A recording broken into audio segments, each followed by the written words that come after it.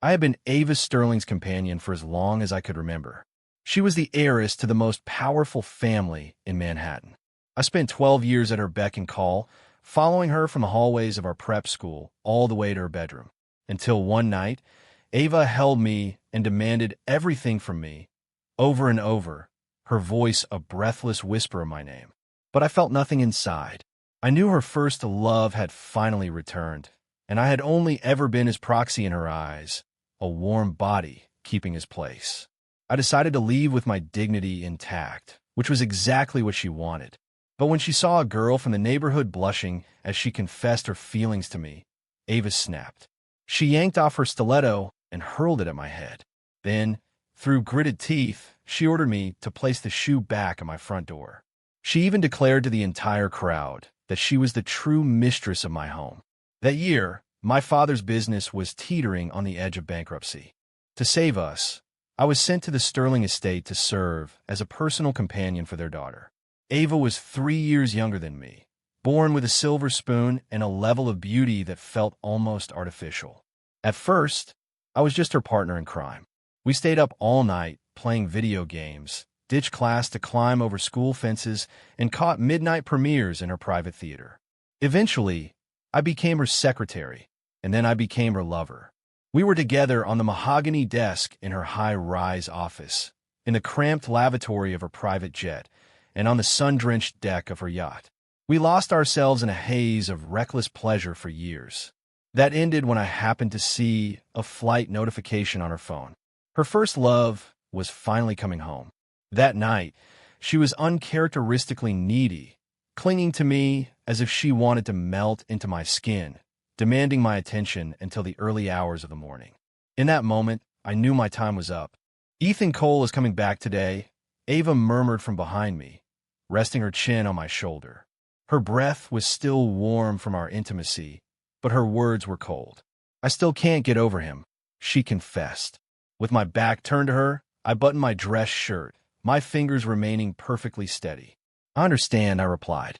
"I will have my things packed and my security access revoked by the end of the day." She let out a soft laugh and grazed my ear with her lips, maintaining the same intimacy we always shared after sex. "James, that is what I admire most about you. You're always so reasonable and so decisive. Don't worry, I intend to keep supporting your father's business. I will put $1 billion into the firm this quarter." How does that sound? A small, hollow smile touched my lips as I thanked her. "Why are you thanking me?" she asked, playfully nipping at my earlobe, her voice thick and sweet. "James, we grew up together. No matter who else enters the picture, I still need you around.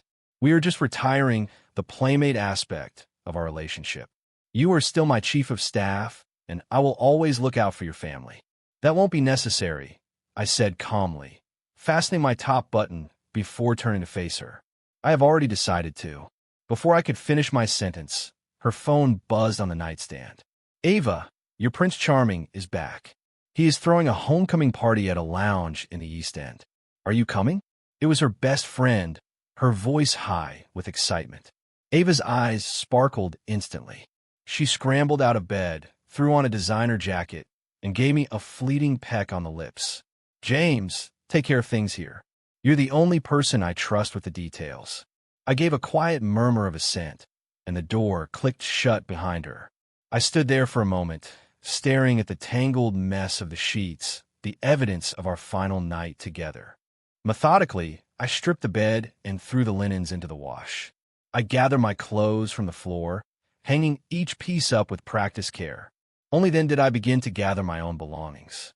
A few suits, my toiletries, and a handful of well-worn books. I had lived in this penthouse for 3 years, yet everything I truly owned fit into a single carry-on bag. I was in the middle of wiping my biometric data from the front door lock when my father called. "James!" His voice was trembling with a manic sort of energy. "What did you do to please Ava this time?" "She just wired $1 billion into our accounts." "This is the last time," I said, standing on the sidewalk outside the villa, my voice flat. "After this, she won't give you another dime." The line went silent for a beat before his voice returned, tight with suppressed rage. "What is that supposed to mean?" Then, as if a light bulb went off, He added, "Oh, I get it. You heard that her first love is back in town, didn't you? Look, don't overthink it. You have been by her side for a decade. She's addicted to you. It doesn't matter if he is back. Just keep acting as her assistant and enjoy the luxury." I forgot to mention, I interrupted him. "I've already decided to leave her." "You wouldn't dare," he bellowed. "Don't forget what happens to your mother." I let out a sharp, bitter laugh. "Did you forget? My mother died a week ago. You used her to keep me on a leash for 12 years, but you have no leverage left. I am leaving Ava Sterling. I have had enough of this life. Do not try to find me. If you do, I will make it my life's mission to claw back every cent I have funneled into your failing company." I hung up and blocked his number along with every other family contact. I hailed a cab and headed toward the modest apartment I had kept in the city but rarely visited. The neon lights of Manhattan blurred into long streaks of color against the window. Exhaustion washed over me as I leaned back against the seat. Closing my eyes, my mind drifted back to the year I turned 15. That was the year our family empire began to crumble. My father, desperate and cruel, siphoned off my mother's cancer treatment fund and used it to force me into Ava's orbit. She was the city's darling, the sole heir to the Sterling fortune. I followed his script, staged a heroic rescue during a school trip, and successfully became her constant companion. Through all those years of growing up, she was always there. On rainy days, she would squeeze under my umbrella, pouting as her designer clothes got soaked, whining my name. When she failed an exam, she would drape herself across my lap, acting like it was the end of the world. And every time my father needed a bailout, she would ask with a bored shrug how much it would take to make the problem go away before having her father wire the funds. As she got older, she developed feelings for her first love, Ethan Cole. She used to come to me, her face pale with anxiety, asking if a rejection would ruin their friendship forever. I could see how deep she had fallen. The fear of losing him entirely kept her heart under lock and key. She spent years watching him rotate through girlfriends until the day he packed his bags and moved to Europe. Ava spiraled, drowning her sorrows in expensive scotch every single night. It culminated in a night where she mistook me for Ethan, dragging me into a desperate, alcohol-fueled haze of passion. Her breath had reeked of gin as she collapsed against me.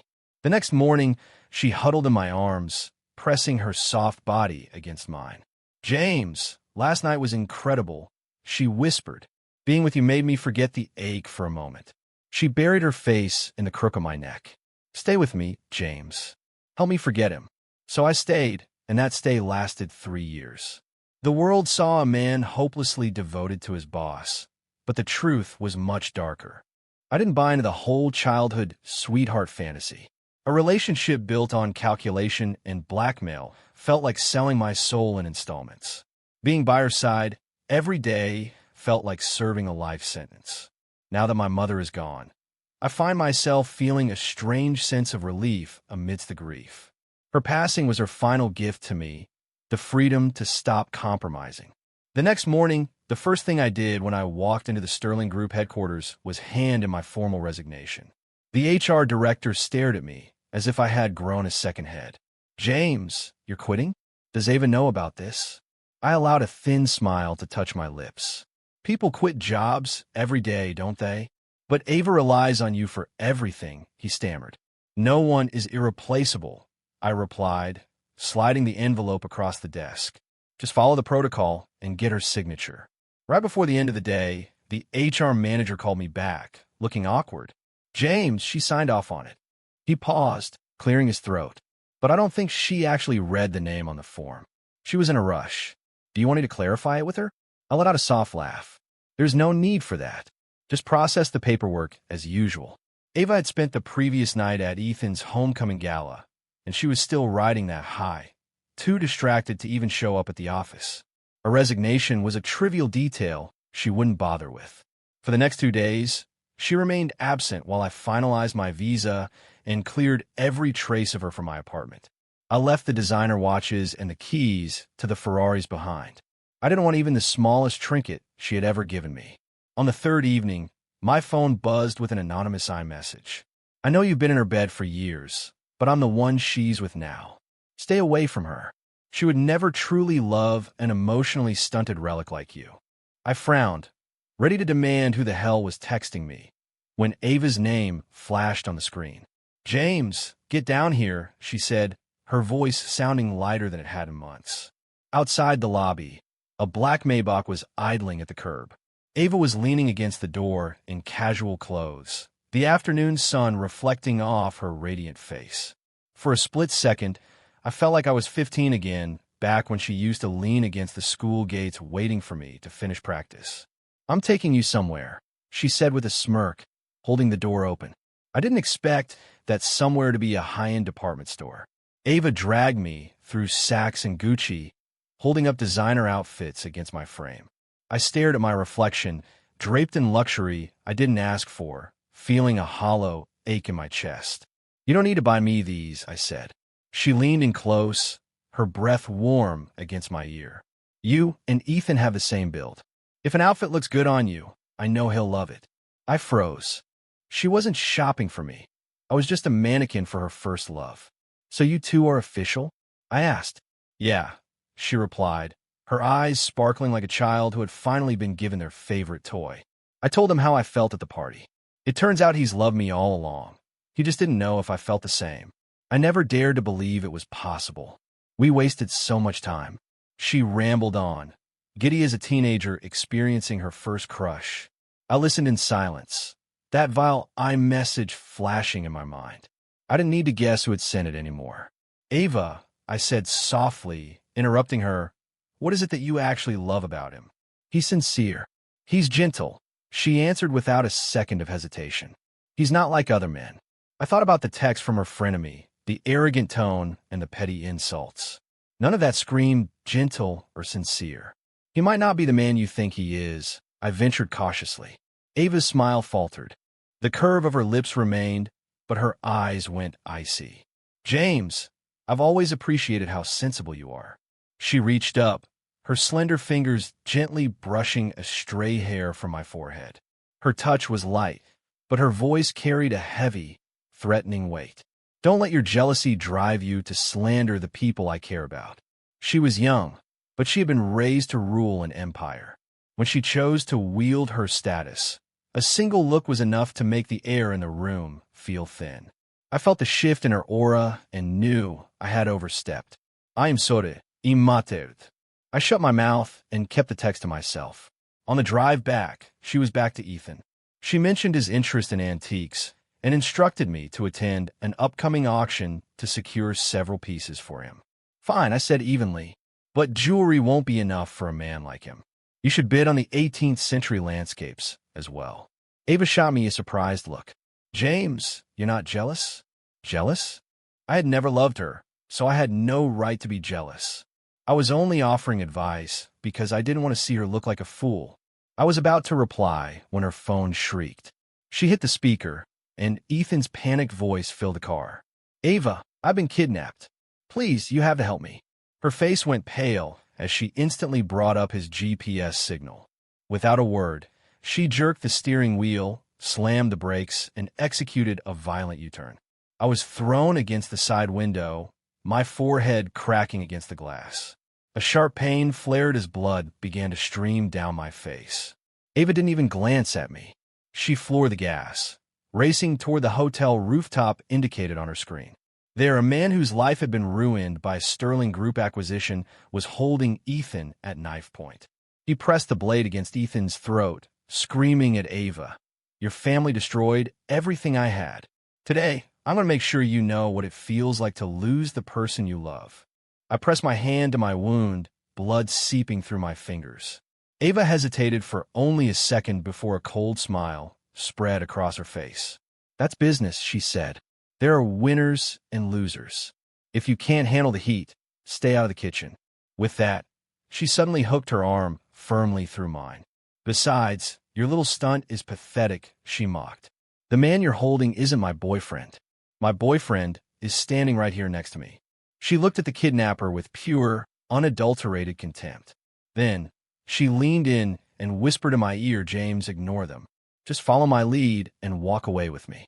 Despite her words, the pace at which she turned to leave was agonizingly slow, calculated. It clicked then. Ava was using me as a decoy, stalling for time, ready to trade my life for Ethan's safety. The kidnapper took the bait. He shoved Ethan aside and lunged at me with a knife. Before I could move, his arm was clamped around my throat, dragging me backward toward the precipice of a roof. I heard Ava screaming my name, her voice filled with a raw, primal terror I had never heard before. But it was already too late for regrets. My back slammed into the iron railing, and a second later, I was weightless, falling into the void. The wind shrieked in my ears as my heart hammered against my ribs. From 20 stories up, the descent into darkness only takes a few heartbeats. I closed my eyes, my final thought being that the little girl who once sought shelter under my umbrella had finally grown up. She had grown enough to trade my life for the man she loved without a moment's hesitation. When I finally opened my eyes, the world smelled of harsh antiseptic. "You're a lucky man," the nurse said as she changed my bandages. "You landed right in a construction safety net on the way down. The man who fell with you wasn't so fortunate. He died on impact." I closed my eyes again. Ava wasn't stupid. She knew exactly what would happen when she provoked that man. To save her first love, she had made a split-second executive decision to put me in the line of fire. She was only 22, but she had already mastered the cold-blooded pragmatism of the elite. The heavy door to the room creaked open, and Ava stepped inside. "James," she whispered, sitting on the edge of the bed. She reached out to touch my cheek, but I turned my head away, meeting her gaze with total silence. "I've secured the best specialists in a private suite for you. You'll be back on your feet in no time." She let out a soft sigh and forced my hand against her cheek. "Are you angry with me?" In that moment, I really felt like I had no other choice. She spoke softly, nuzzling her face into my palm, her eyes shimmering with unshed tears. It was the same look she used to give me as a child when she was begging for forgiveness. "James, you love me so much, so just forgive me this once, okay?" I pulled my hand back, my voice cold. "Who gave you the impression that I love you?" She blinked in surprise before letting out a dry laugh. "If you didn't love me, why would you have stayed by my side for all these years?" "Because you paid me." The words remained locked behind my teeth. "You should go look after Ethan," I said, closing my eyes. "He's probably traumatized after what happened." Ava didn't even try to deny it. "Yeah, he's a wreck. I said some things to save him, and now he's furious with me. I need to find a way to make it up to him." She stood up, smoothing her designer skirt. "James, I'll drop by again when I can." She never did. Occasionally, when I hobbled past the room next door, I would see glimpses of them through the cracked door. Ava was feeding Ethan porridge, one careful spoonful at a time. When he complained it was too hot, she would blow on it gently before offering it again. When he said he couldn't sleep because of the nightmares, she would pull him in her lap and whisper soothing words. Most of the time, they were locked in an embrace, kissing as if the rest of the world had ceased to exist. Ava's hands were draped over Ethan's shoulders, her kiss deep and lingering. Watching them, I felt a strange sense of peace, my heart as still as a frozen lake. On the day I was finally discharged, I ran into them at the hospital's main entrance. "James!" Ethan jogged over and slung an arm around my shoulder. "I really owe you one for this. If it hadn't been for you, I'd be the one in that bed. I'll have Ava drive you home." He beamed at me, acting as if that poisonous iMessage had never existed. During the drive, Ethan and Ava chatted animatedly in the front while I sat in the back in total silence. I was a ghost in my own life. Suddenly, Ethan turned around in his seat. "James, while I was in Europe, did Ava date anyone else?" The air in the car turned to ice. Ava's fingers drummed against the steering wheel, a nervous tic she couldn't hide. I smiled faintly. "Yes, she did." Ethan's face darkened instantly. "Who?" he demanded. "Me," I replied. He froze. "But Ava has only ever truly loved one man in her life," I continued, my voice steady. "She never forgot you, not for a single day.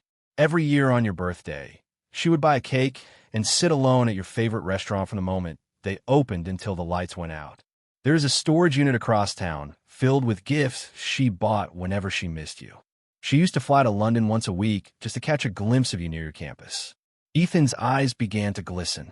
Ava watched me through the rearview mirror, her expression a turbulent mix of emotions I couldn't decipher. She dropped Ethan off first before driving me to my building. As the car idled, Ava reached out and gripped my wrist. "James, what was that all about? I'm a pretty good wingman, aren't I?"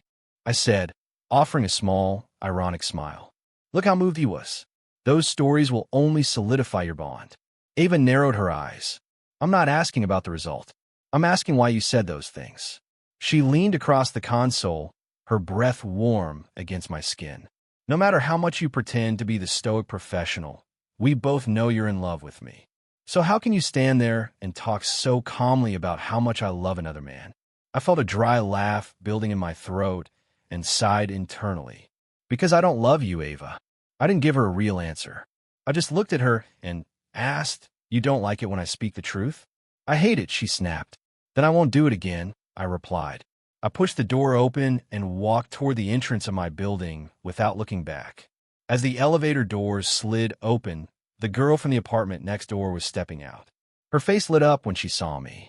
She stepped forward and said politely, "I've seen you around a few times, but never got the chance to say hello. You're exactly my type. Could I get your iMessage?"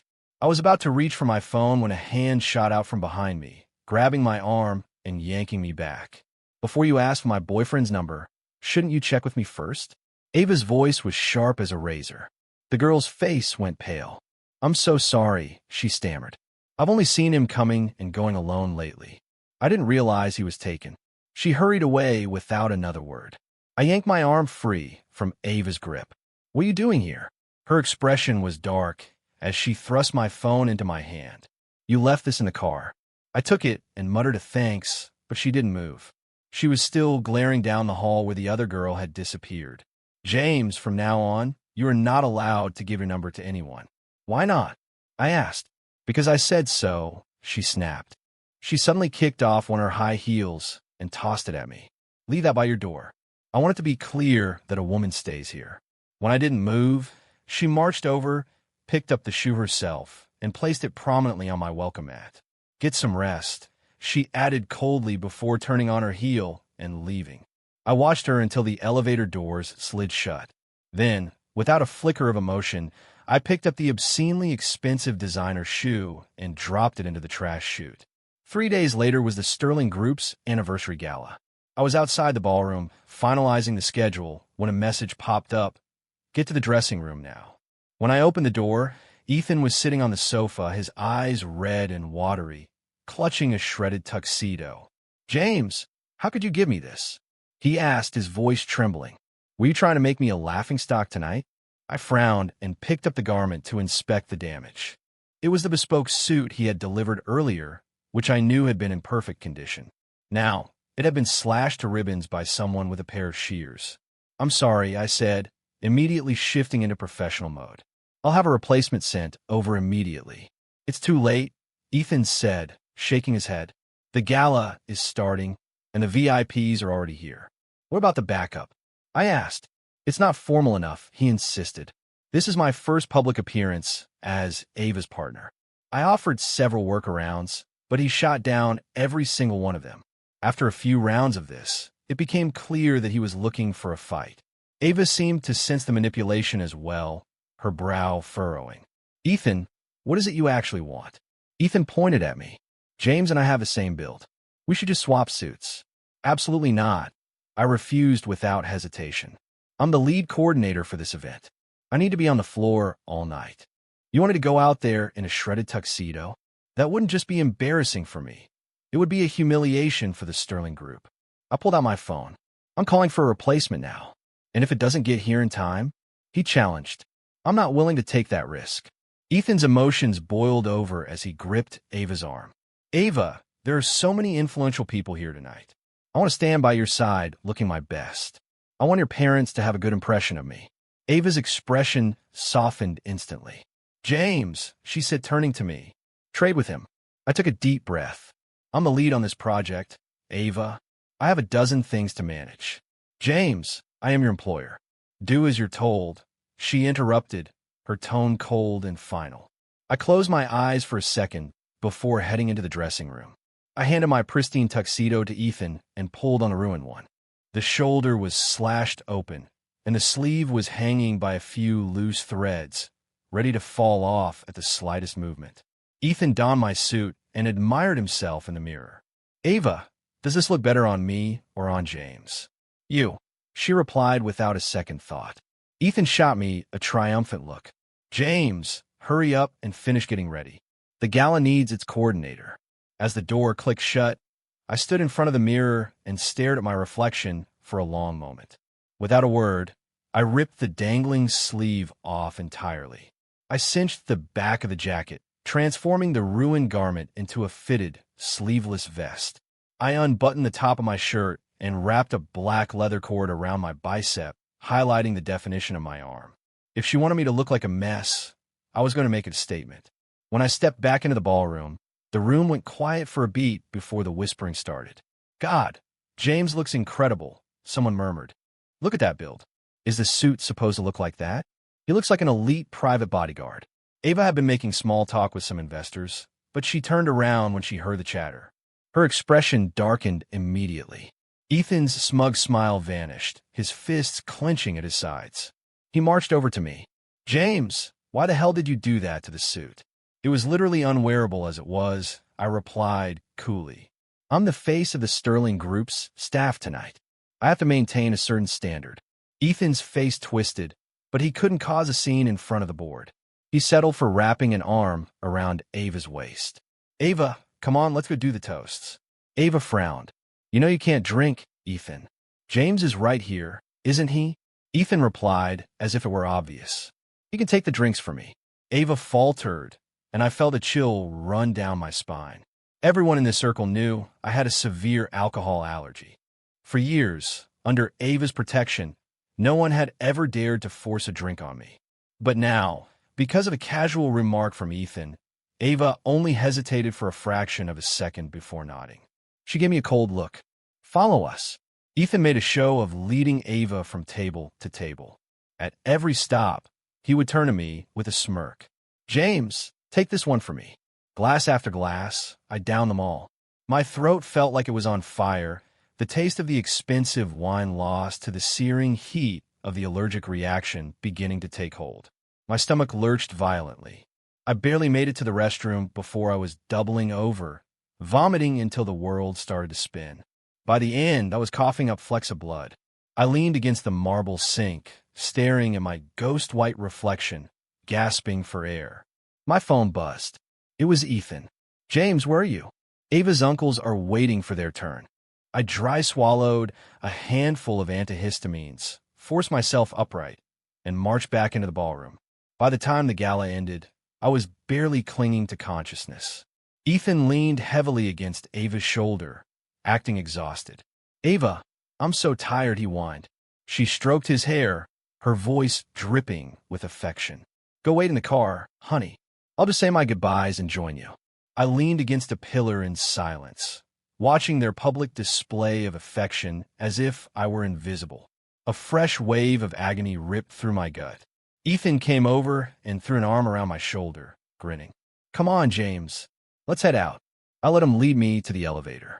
The second the door slid shut and we were alone, the mask fell. He backhanded me across the face, the blow ringing through the small space. His eyes were full of venom. "You piece of trash. You did that on purpose, didn't you? You modified that suit just to upstage me." I didn't hesitate. I raised my hand and slapped him right back. "You were the one who insisted on the swap, weren't you?" I snapped. Ethan clutched his cheek, stunned. "You dare to hit me?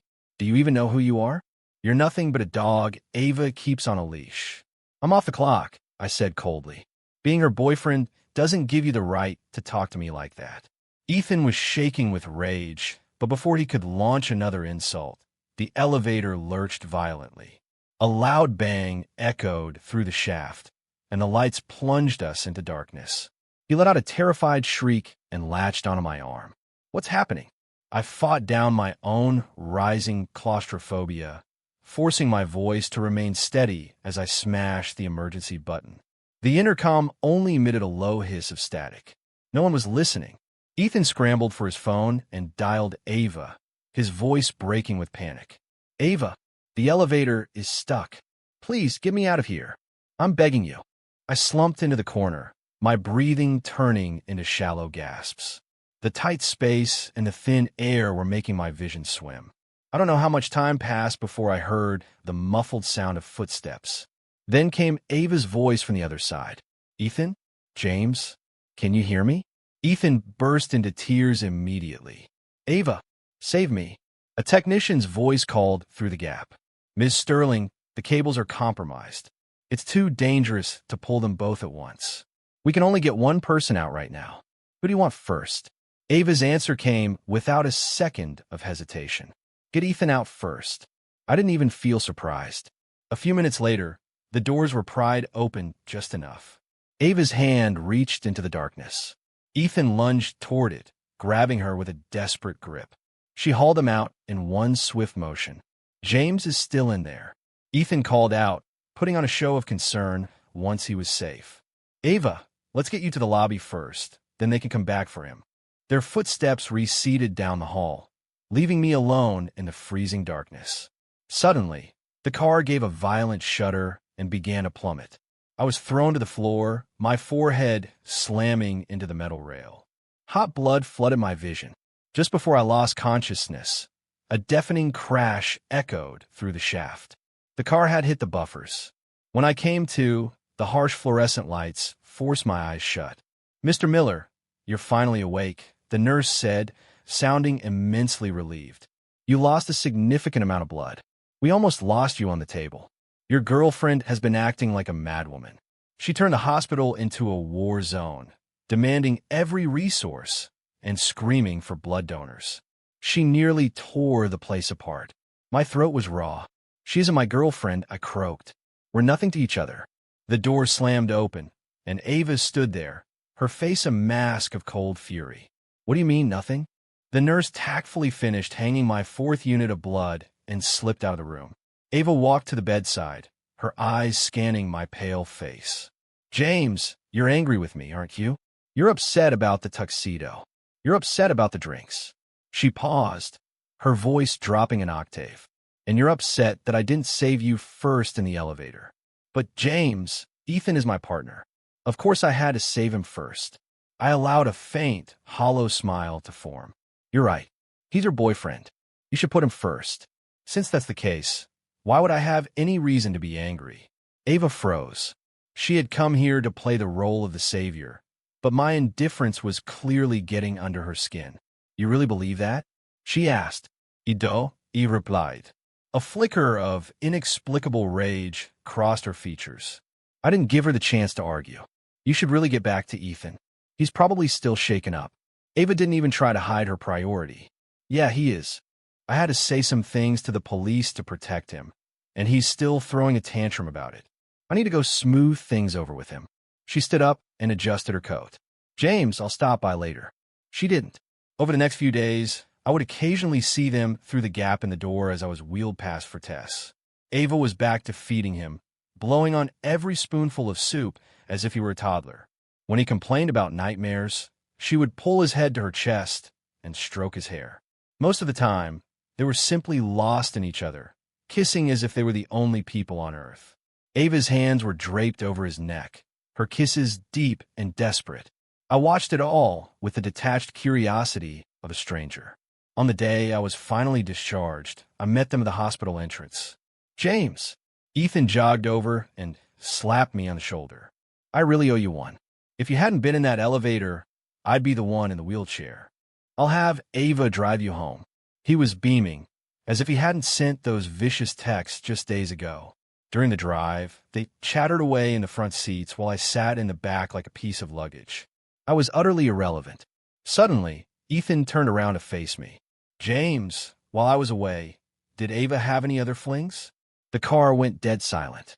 Ava's grip on the wheel tightened until her knuckles turned white. I gave a slight smile. Yes. Ethan's smile vanished. Who? He demanded. Me, I said. He stared at me, speechless. But Ava has only ever truly loved one man, I said calmly. She never forgot you, not even for a day. On your birthday, every year, She would buy a cake and sit alone at your favorite steakhouse from opening until closing time. There's a storage unit filled with gifts she bought whenever she was thinking of you. She used to fly to London once a week just to stand outside your flat and catch a glimpse of you. Ethan's eyes welled up with emotion.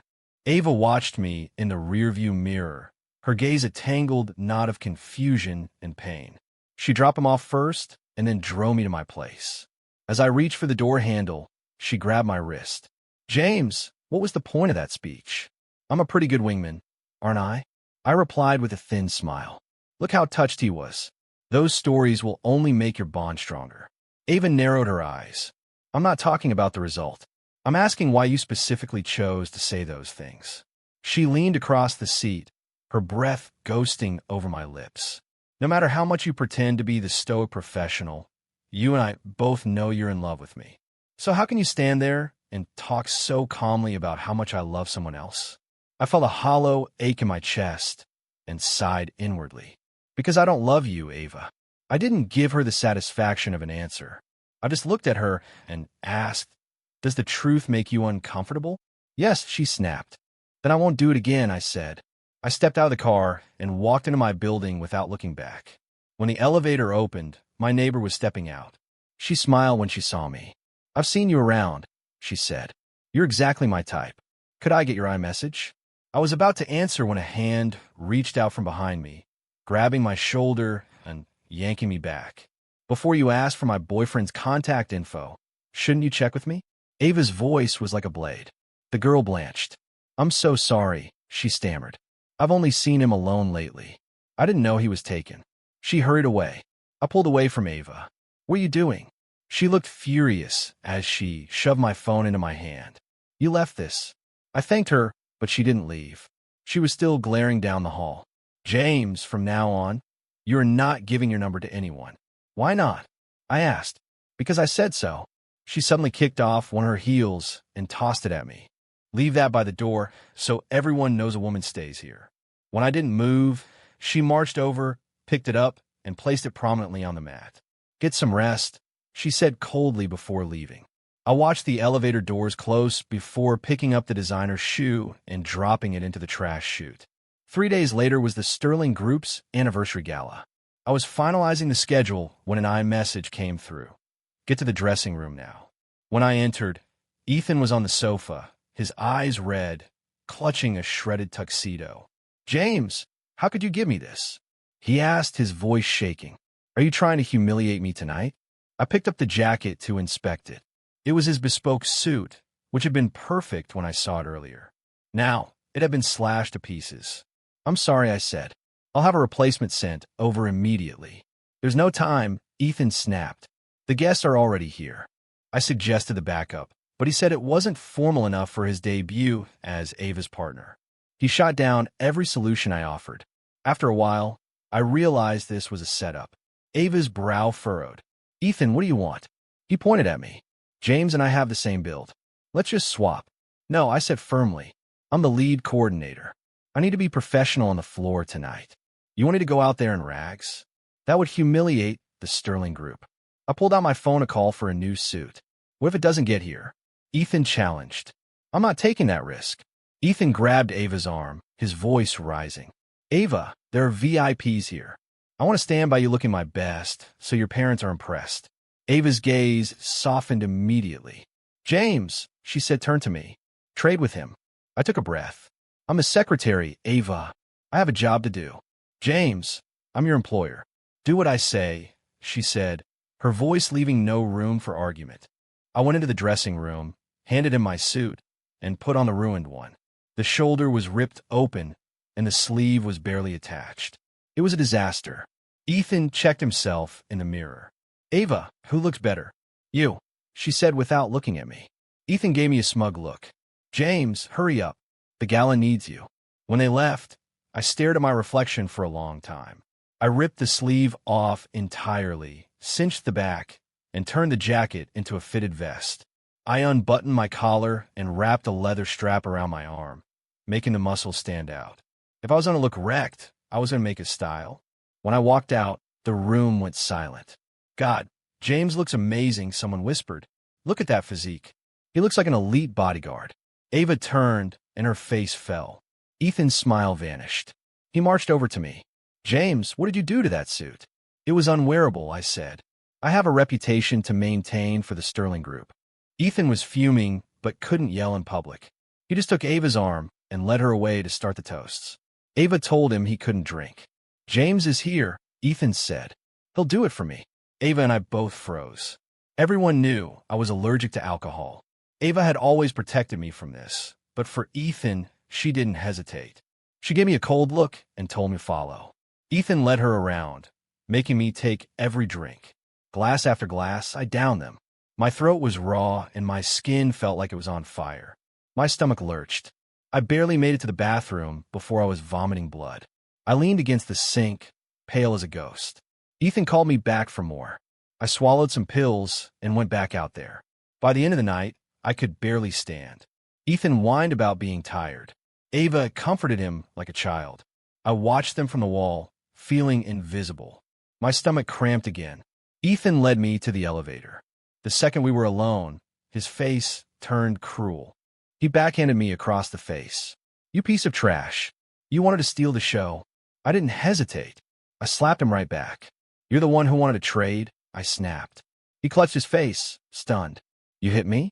You're just a dog she keeps around. I'm off the clock, I said.